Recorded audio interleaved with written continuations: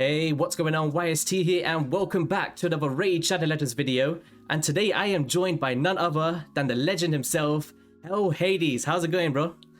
I'm doing well, man. Doing well. Looking forward to this one, for sure. So, before we get into the video, guys, this is like a quick fire question. I'm going to put him on the spot. Hades, what is your favorite legendary champion in Raid? Like, Polarium's like, Hades, you can have one champion. You can start off with this champion. Who are you choosing? Yeah, you know what? I was actually asked this on stream not long ago, and I think there's like two things, right? So if I was just given a brand new account and someone said to me, who do you want? Who do you want to run your account and carry you for everything? Yeah. I think I would pick Krisk. I think Krisk is the hardest carry for general content in the game. Yeah. Who do I actually want? I want a +4 Trunda. That's what I want. Thickness. She just feels the damage. Yeah. Insane. But yeah, guys, what we are going to be doing today is doing the top 6, well, 12 in total of legendary champions when referring to the clan boss. So Hades is going to have his 6, I'm going to have my 6, and if we do miss any out, in the comment section below, let us know who you would choose. But yeah, guys, I'm going to put Hades' channel and his Twitch and all of that stuff, so make sure you go and hit him up with some subscriptions and some follows, and let's go into the video. So Hades, kick us off. Who are we choosing? Okay, so I'm going to pick like my OG. My OG literally used to always be ranked #1 legendary for me in tier lists and stuff, until there's loads more that have popped up now. But we've got Martyr in the Sacred Order. So, oh my god, look at my Sacred Order. Yeah, it's looking bleak. I've never pulled one. So yeah, Martyr for me, she was like the champion that I wanted to get like back in the day. And especially for clan boss, so she's bringing a decreased defense on her A1 with a good chance to land it. Yeah. Her signature move is the A2, which has got the counter attack. And for some reason, like Raid made 3 counter attackers and then decided we hate this ability.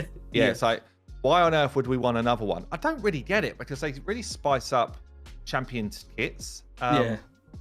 But yeah, Martyr brings counter attack for the whole team, including herself, which gives a bit more damage.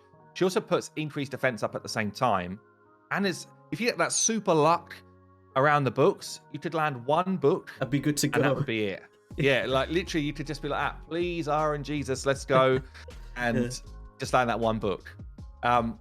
She's also got an A3, which gives you like your backup decrease attack for clan boss. So it's not going to be good enough to kind of consistently lay it down, but as a backup, it's pretty good. She hits pretty hard. She's got a great aura for clan boss.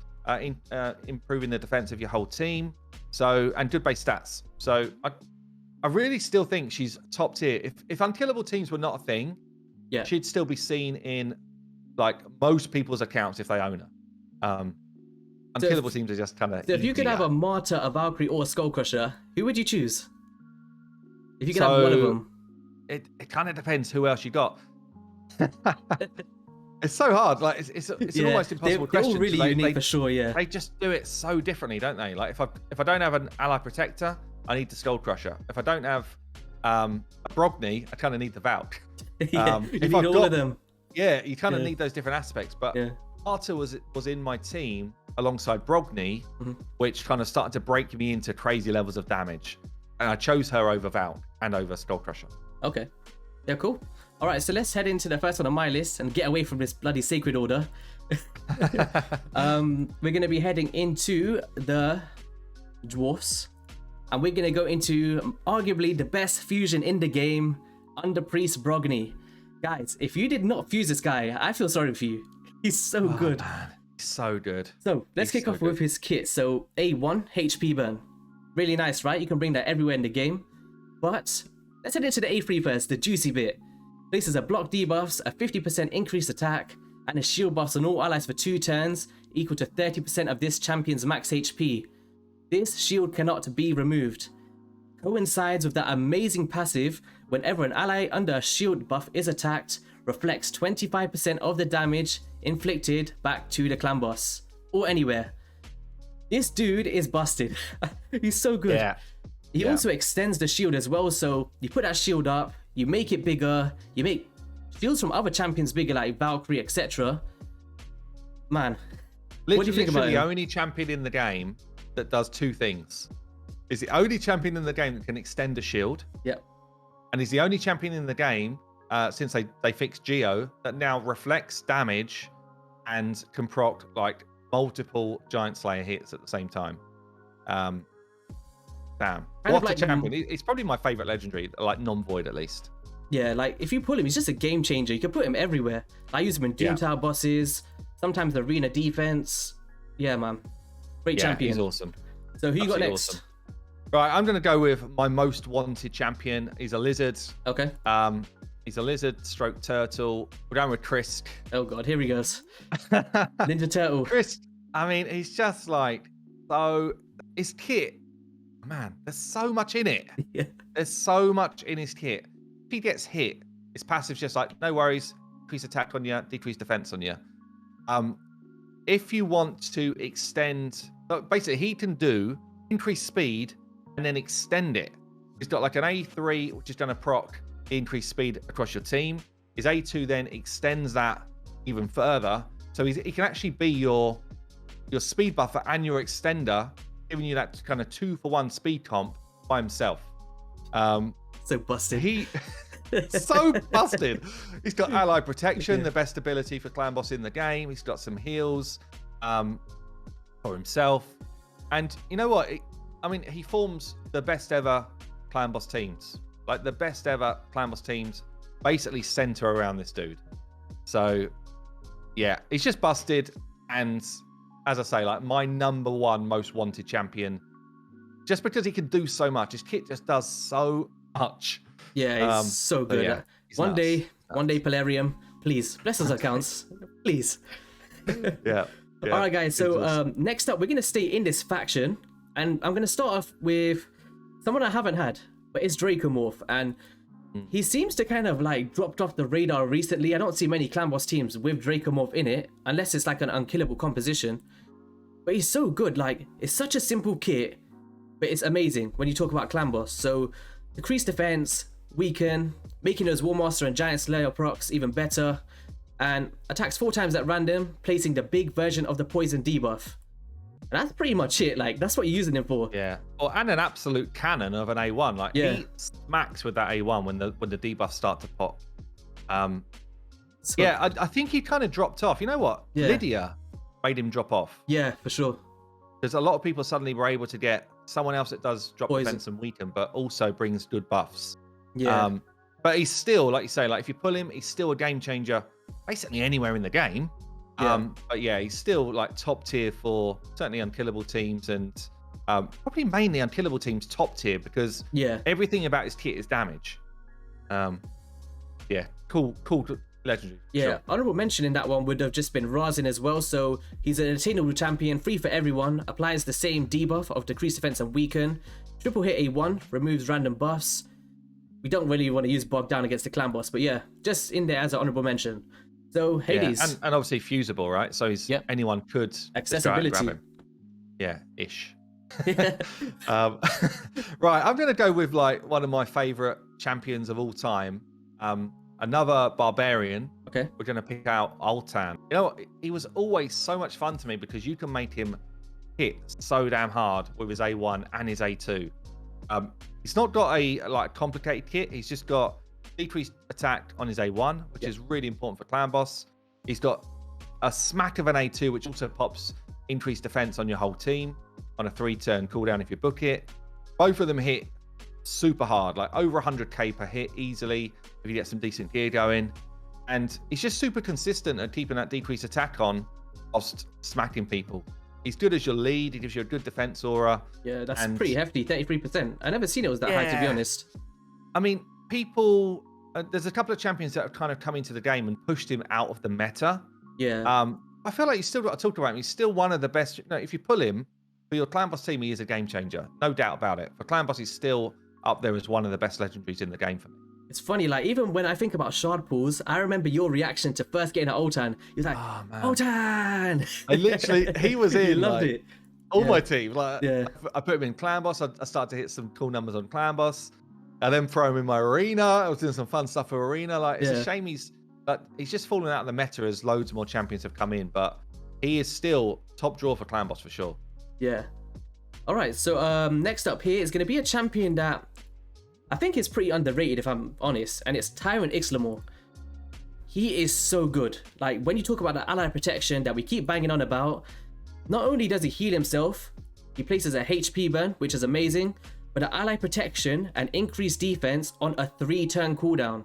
So when you think about like a Jareg who has it on a 4-turn, this guy is like, Jareg, you keep that 4 turns over there. We want the free we want those 3 turns. But yeah, guys, also decreases damage inflicted by enemies under HP burn, adding to that damage mitigation. It's such a really good kit. And a nice aura if you don't have a defensive one. And the base speed, 103. Quite respectable. Yeah. I'm a huge fan of this champion. He is. You know, I pulled him quite late, actually. I do have him. I've pulled him quite late, so I've not really done tons with him. Okay. But you're right. He's just like, he's actually, I just see him pop up.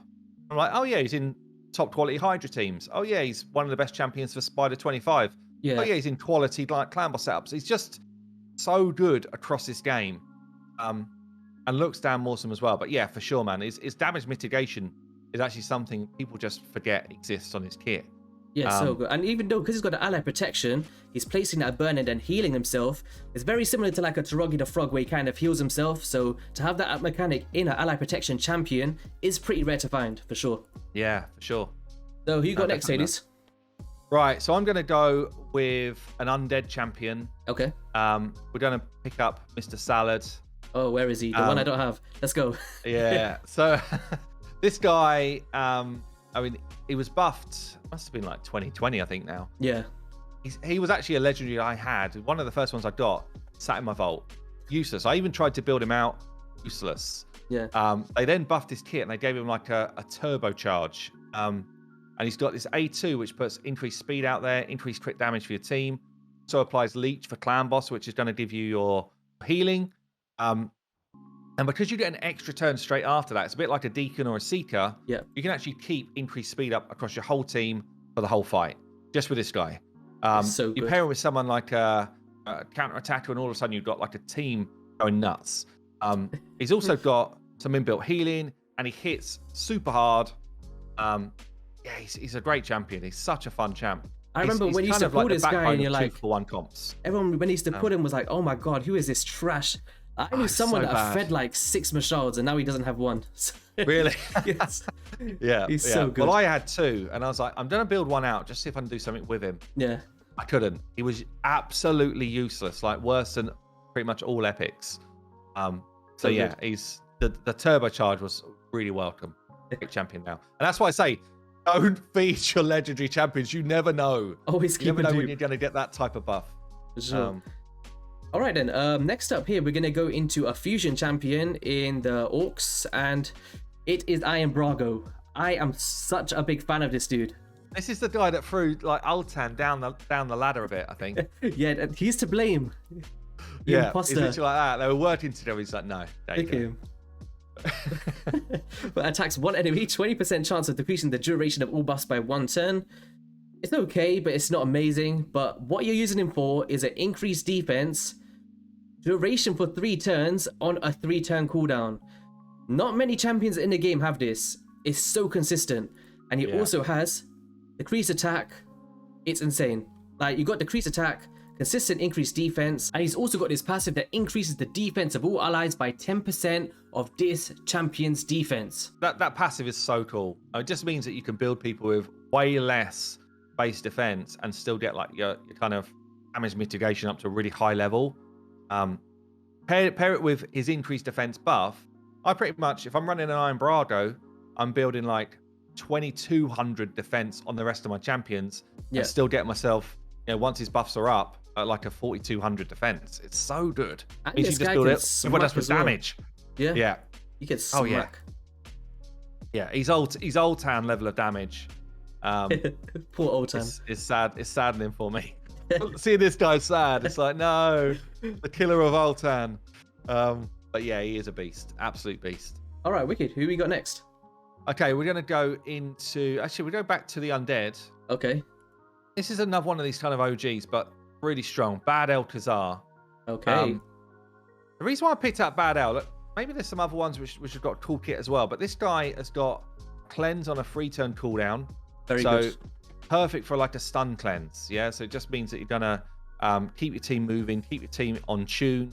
At the same time, he's throwing out for your team, and as he does it on the stun turn, it kind of sets you up for being prepared to start taking those AoE knocks again. Yeah. And he's also throwing out poison. So he throws out poison to the clan boss, does a bit of damage.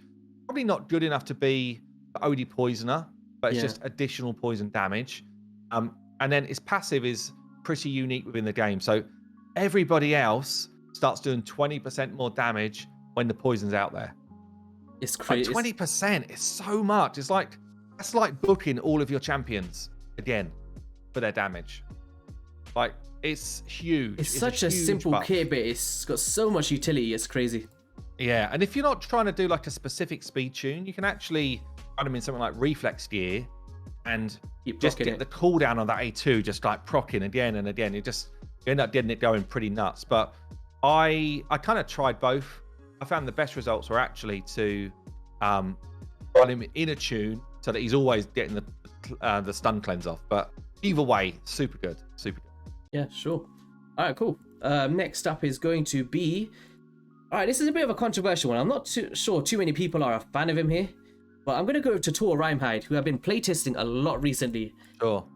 He is kind of like Bad El Cazar. It's a very simple kit, but it's got so much utility. So what he's doing is a block debuff and an increased defense, but on a 3-turn cooldown. So if you've got like your Sepulchre Sentinel, and you're finding it really hard to reach those 4-3 ratios, having it on a 3-turn cooldown, making sure to keep your affinity friendly, is really solid. And it was a fusion, so attainable for most players. I hope so anyway. It was pretty tough. And then heading into that A3, attacks all enemies and places that perfect veil buff on all allies except this champion for 2 turns, and places that shield buff on this champion equal to 20% of the damage inflicted. So not only is he putting like a perfect veil on all of your champions, he's also putting that shield on himself, so you can kind of determine your stun targets. Because perfect veil, if you don't know what it does, kind of eliminates them from the scene, right? And yeah, he's pretty much like, come on clan boss, I've got a shield, come at me. In the passive, he also reflects damage, which is pretty nice. Overall, I'm a big fan of him. What do you think? I must admit he was a game changer. Like I put him on the I fused him on the free to play, and he was the guy that took me from pretty much like a 4-stroke 5-key Ultra Nightmare to 3-key every day. Don't care about the affinity is like. It was a massive damage boost for me. And I think it was a damage boost because, I mean, obviously the increased defense is actually huge for just keeping you alive for much longer into the fight. Yeah. Block debuffs as well. I wasn't taking that kind of stun knock. Great. I think it's one of the best fusions of last year. Yeah, I think while we're here, we should just like quickly touch on Perfect Veil. So if people don't understand what it doesn't just make your champions invisible. What it does is it reduces 15% AoE damage, so he's providing like a damage mitigation into your team. Hades, you want to go into the next champion? Yes, so I've saved one of the best till last, I think, here. We have mentioned her, but we're going to check out Valk. Okay. Valkyrie, another barbarian. Actually, barbarians are littered with great champions for clan boss here, and she is looking fine. And she's one of these champions that's just an absolute game changer. She really does need to be booked. Like her A2 should be booked to get the most value, but I guess you could run an unbooked. She's got an A2 which gives you your full team counter attack like Martyr, but the difference here is that she throws a massive shield on your team. The more defense you put on her, the bigger the shield. It scales with as much defense as you can scale into a kit. I've run like an 8,000 defense Valk before. The shields are obscene. You actually run her alongside a Mashald, and you've got yourself this kind of insane pairing that you're managing to get 2-for-1 speeds, getting these insane shields. Pretty much you just live forever. It's nuts. But yeah, that's mainly, I mean, she's good elsewhere in the game, but for clan boss, I think she's up there as definitely, I mean, we're talking top 12s here, but I think she's probably top 3 or 4 for me. So yeah, game changer if you pull her. She's actually one of the key components that enable you to go for a 1-key team. There's a few champions in the game that kind of unlock magic 1-key, and for me, she's one of them. Yeah, for sure. I'll pull her one day. I've tried so many times on all the 10Xs. They keep giving me bloody Pixnials. I'm done with them. Alright, so I'm going to save my best tool last, and that is going to be Lydia, the Death Siren. Guys, finish your faction wars, get out of the way, and you're going to get this beauty. A2, we got the decreased defense, weaken, increase speed, and strengthen. 4 amazing abilities for the clan boss thrown into one kit. And she's a void champion. Heading into that A3 are block buffs to keep it like no increased attack on the clan boss, and also a poison sensitivity to coincide with any poisoners you may have. So good. I don't even know what to say on this champion. It's so good. I remember when she first came out and people saying she's going to be broken for the arena and broken for this, broken for that. And I ran her in Clan Boss, and I basically used her increased speed with one of these champions that increases buffs. I managed to get a 2-for-1 speed comp running, and I think she was really the start of some comps which enabled you to start to punch, over 100 million damage because of this kind of insane set of buffs and debuffs together, like increased speed, strengthen, whilst also putting out like the 2 main debuffs, increased damage abilities in the game as well, debuffs. It's just nuts. Her A2 is absolutely brilliant. Like, such a great champion to get at the end of faction wars. Totally agree, man. It's so hard to replace her as well. It's like, this is like a comment I get on so many videos. Oh, how can I use instead of Lydia? Technically, there's champions She's like 2 champions. She's 2 champions in one with that ability. Like, technically, you can use champions like Claude Beastfeeder, etc., who has like an increased speed, but you're losing like the block buffs, the decreased defense, the weaken. So without throwing 2 champions in, Lydia is like a one of a kind in the game, to be honest. Yeah, so good. Yeah, she basically, like we say, and I'd say she is the reason that Draco's not seen that much anymore. Poor Draco. Yeah, Draco and Ultan literally at the table, like, we're still in the top 12. Why are we not seen in more teams? Man. Yeah, she's one of the reasons. Yeah, wicked. I think that was wrapping up for our list for today. So Hades, thanks for jumping on the channel. A long time in the making. Happy to have you here. And any last words? Man, well, just appreciate having me on. It's a really cool kind of topic. I think a lot of people still love the clan boss. So, guys, hope you enjoyed the picks. I'm sure you got your own views. Like your own rage-filled views down below. Where is my champion? Like, no, I appreciate you having me on, man. Thanks. And guys, make sure if you stay till the end of this video, head over to Hades' channel where we did a part 2 for the best epic champions when referring to the clan boss. So go and show him some love, drop that subscription, and I'll catch you guys on the next one. Peace.